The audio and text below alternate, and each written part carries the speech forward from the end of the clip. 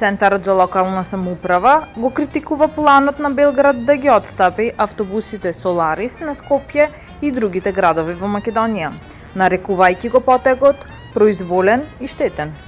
Според директорот на Центарот за локална самоуправа Никола Јовановиќ, овој чекор не е оправдан со подмладувањето на возачкиот парк, туку како одмазда на градоначалникот Александар Шапик и создавање простор за увоз на помалку квалитетни турски автобуси.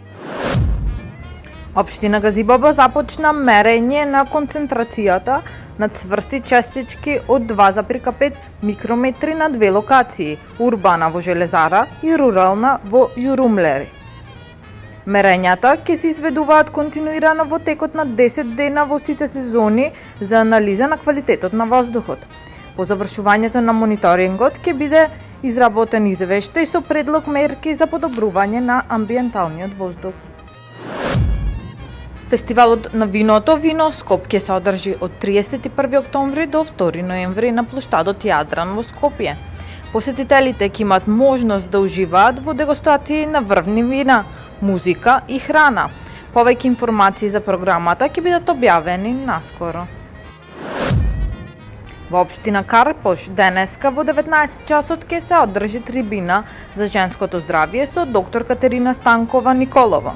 Настанот е дел од програмата за еднакви можности за 2024 година. Попладне во кај Смилковското езеро се слушале истрели од огнено оружје. Случајот е пријавен во полиција во 13 часот и 25 минути. Според Министерството за внатрешни работи, 3 лица излегле од возило Peugeot 106, едно од нив испукало неколку истрели во воздух, пошто заминале. Таму е Скопје, град мој љубав лише, што ми расуте сни. Вечно ќе ја